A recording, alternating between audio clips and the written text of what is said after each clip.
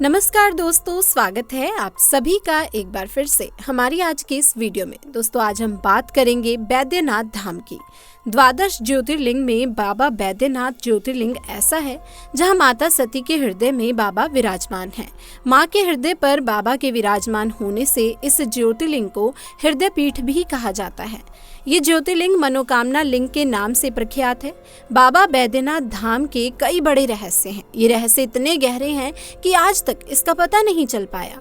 इसका जीता जागता उदाहरण है इलाहाबाद के रहने वाले अमित जी। तो चलिए दोस्तों वीडियो को शुरू करते हैं। इलाहाबाद के रहने वाले अमित जी हमें बताते हैं कि ये घटना साल 2003 की है, जब अमित जी अपने दोस्तों के साथ बैद्यनाथ धाम दर्शन करने के लिए गए थे। अमित जी बचपन से ही महादेव के परम भक्त थे। उन्हें महादेव की भक्ति करने में बड़ा आनंद आता था। जब भी उनके पास समय होता तो वो मन ही मन महादेव के भजन गुनगुनाते रहते थे। उनकी महादेव के प्रति ऐसी भक्ति को देखकर लोग भी कहते थे कि अमित जी महादेव को इतना याद मत कीजिए, कहीं महादेव को स्वयं ना पड़ जाए। कई लोग तो उनकी इस आदत का मजाक तक उड़ाने लगे थे। एक बार हर साल की तरह अमित अपने कुछ दोस्तों के साथ बैद्यनाथ धाम गए।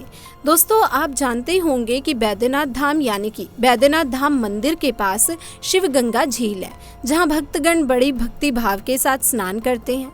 अमित जी भी दोस्तों के साथ वहां स्नान करने पहुंचे। यहाँ पर कई हजारों की संख्या में लोग हर रोज एकत्रित होते हैं।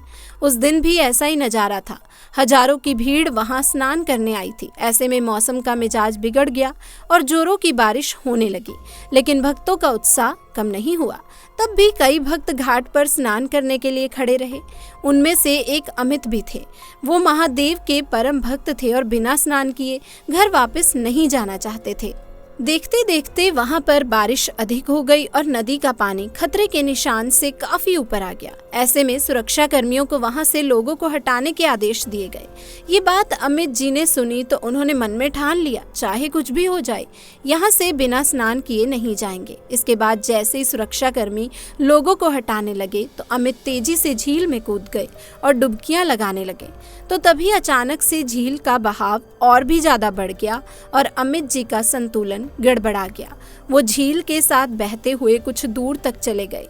उनको बहते देख लोगों के बीच अफरा तफरी मच गई और लोग चिल्लाने लगे। वहीं अमित जी भी झील के उस तूफान को देखकर काफी घबरा गए और मन ही मन महादेव से विनती करने लगे कि हे महादेव मुझे बचा लो। और मन ही मन हर हर महादेव जय महाकाल कहते हुए अमित खुद को संभाल रहे थे। दोस्तों देखते ही देखते वो झील की गहराई में डूबने लगे। अचानक से एक सुरक्षा कर्मी की जान बचाने के लिए आया और अमित जी को अपनी पीठ पर बैठा करके तैरते हुए घाट के पास सही सलामत ले गया। जैसे ही अमित को उसके किनारे पर छोड़ा तो कई सुरक्षा कर्मी और अन्य लोग वहां आ गए। फिर वहां मौजूद लोगों ने पूछा, आपको किसने बचाया है?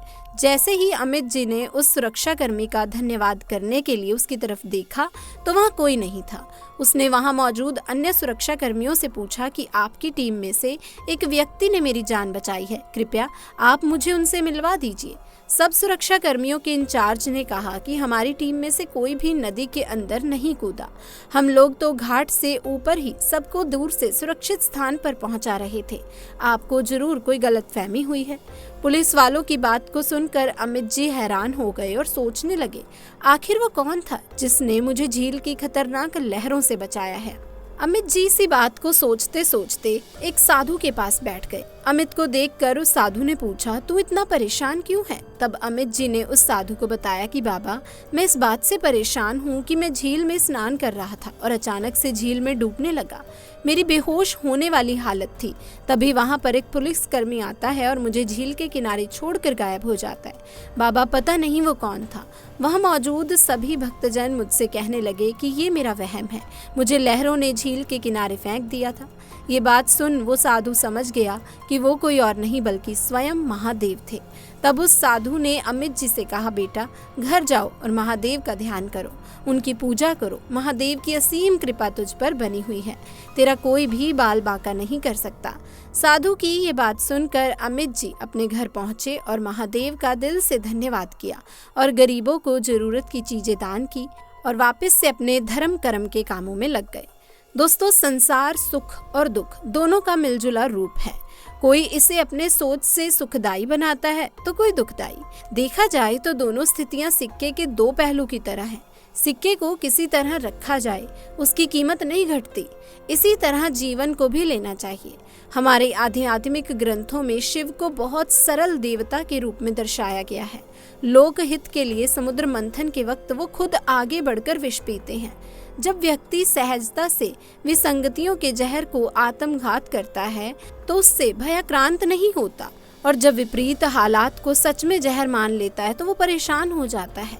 विपरीतता प्राय असफलता, धोखा आदि से आती है। यदि कोई छल चंदा करे, अप्रिय स्थिति उत्पन्न करे और उसे जहर की तरह पीने की स्थिति बन जाए, तब उस जहर को भगवान शंकर की तरह कंठ में ही रोक लेना चाहिए। यदि जहर हृदय में उतरा तो मन सुबुद्ध हो जाएगा, बदला लेने का भाव जागृत होगा। इसी तरह उस जहर को मस्तिष्क की तरफ भी नहीं जाने देना चाहिए। इससे भी क्रोध, शोभ, अवसाद भी होगा। भगवान शंकर इन्हीं कारणों से उसे कंठ में धारण करते हैं। इतने बड़े त्याग के बावजूद भगवान शंकर कुछ भी नहीं है तो सिर्फ एक लोटा जल चढ़ाने से प्रसन्न हो जाते हैं। इसका अर्थ है जीवन में जो भी प्राप्त हो रहा है वो आपके प्रयत्न का परिणाम है। इससे संतुष्ट होने की आदत डालनी चाहिए, ना कि लालच करना चाहिए। दोस्तों, देवों के देव महादेव शिव का हाथ किसी पर भी हो जाए तो उसे काल तो क्या, खुद मृत्यु के देव यमराज भी छू नहीं सकते। और ठीक है, ऐसा ही एक वाक्य जो बिहार राज्य के रेलवे स्टेशन पर देखने को मिला, जहां मात्र 20 दिन की बच्ची की जान बचाने स्वयं नाग देवता चले आए। लेकिन दोस्तों, इसे कहानी को शुरू करने से पहले आपसे एक रिक्वेस्ट करती हूँ कि अगर आपने हमारी इस वीडियो को अभी तक लाइक नहीं किया तो अभी लाइक कर दीजिए। दरअसल दोस्तों, शाम के तकरीबन 8 बजे एक महिला ने अपनी 20 दिन की बच्ची को रेल की पटरी पर फेंक दिया। ऐसा करके महिला वहां से चली गई, लेकिन रेलवे स्टेशन पर मौजूद लोगों ने उस महिला पर गौर नहीं किया। जब ट्रेन के स्टेशन पर आने का समय हो गया था, तब अचानक से उस बच्चे के पास एक बड़ा सा सांप आया और वहीं पर कुंडली मारकर बैठ गया, मानो जैसे नाग देवता शिवलिंग पर बैठ गए हों। वहां मौजूद कुछ लोगों की नजर उस सांप पर पड़ी तो सबके होश उड़ गए। उन्हें कुछ समझ नहीं आ रहा था। उन्होंने लकड़ी से सांप को हटाने की कोशिश की, लेकिन वो सांप वहां से नहीं हटा।